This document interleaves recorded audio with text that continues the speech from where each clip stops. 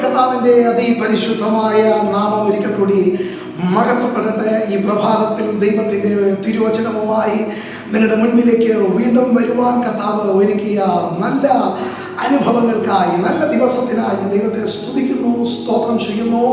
വിശുദ്ധ വേദപുസ്തകം യെശയ്യാ പ്രവചന പുസ്തകം 26-ാം അധ്യായം അതിൻ്റെ 4-ാമത്തെ വാക്യം ഇപ്രകാരം പറയുന്നു: യഹോവയാം യാഹിൽ ശാശ്വതമായൊരു പാറ ഉള്ളതിനാൽ യഹോവയിൽ എന്നേക്കും ആശ്രയിപ്പീൻ. ഇന്ന് ഈ പ്രഭാതത്തിൽ എന്നെ കേൾക്കുന്ന, എന്നെ കാണുന്ന ദൈവത്തിന്റെ പൈതലേ, നമുക്ക് ഒരു പാറയുണ്ട്, നമുക്ക് ആശ്രയിപ്പാൻ ഒരു പാറയുണ്ട്, ഒരു ശാശ്വതമായ ഒരു പാറ നമുക്കുണ്ട്. ആ പാറയിൽ നമുക്ക് ആശ്രയിക്കാം. ഏതാണ് ഈ പാറ?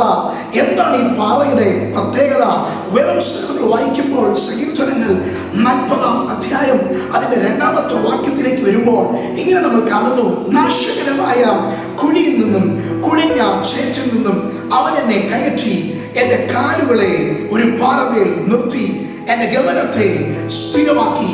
അതേ ദൈവമൈതലേ, നിന്റെ ജീവിതത്തിൽ പാറയെ നിനക്ക് ആശ്രയിപ്പാൻ കാരണമായത് ഈ ശാശ്വതമായ ഈ പാറയിൽ നമുക്ക് ആശ്രയിപ്പാൻ കാരണം ഈ പാറയ്ക്ക് ഒരു പ്രത്യേകതയുണ്ട്.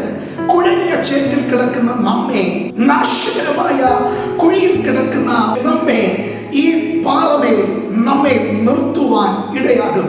ഈ പാറമേൽ നമ്മെ ഉറപ്പിക്കുവാൻ ഇടയാകും.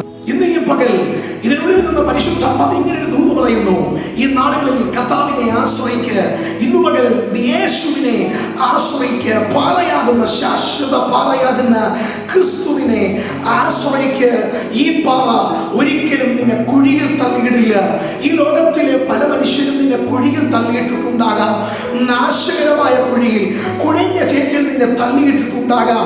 ഒരിക്കലും പുറത്തു വരാൻ കഴിയാത്ത ഏതോ ഒരു കുഴിയിൽ, ഏതോ ഒരു പ്രശ്നത്തിന്റെ നടുവിൽ, ഏതോ ഒരു വിഷയത്തിന്റെ നടുവിലാണ് ഇന്ന് ഈ പകൽ ഈ വചനം നീ കേൾക്കുന്നതെങ്കിൽ നിന്നോട് ദൈവത്തിന്റെ പരിശുദ്ധാത്മ പറയുന്നു: നിന്നെ ഉയർത്തി നിർത്തുന്ന, നിന്നെ നിലനിർത്തുന്ന ശാശ്വതമായ ഒരു ഉറപ്പുള്ള പാറ നമുക്കുണ്ട്. ആ പാറയിൽ നീ ആശ്രയിക്ക്. നിന്റെ സ്ഥിതി മാറും, നിന്റെ ഇരിപ്പ് മാറും, നിന്റെ അവസ്ഥ മാറും. ഇന്ന് ഈ പകൽ നമുക്ക് ഒരു ശാശ്വതമായ പാറയുണ്ട്. ആ പാറയിൽ നമുക്ക് ആശ്രയിക്കാം.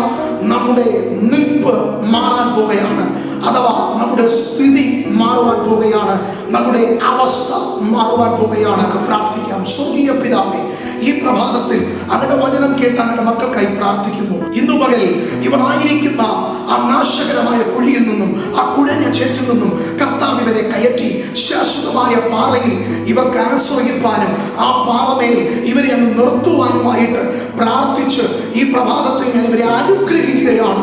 ഇന്നത്തെ ദിവസം ഇവരുടെ ലൈഫിൽ അനുഗ്രഹമാകട്ടെ. ആമൻ. ഇവരുടെ കുടുംബത്തിന് അനുഗ്രഹമാകട്ടെ.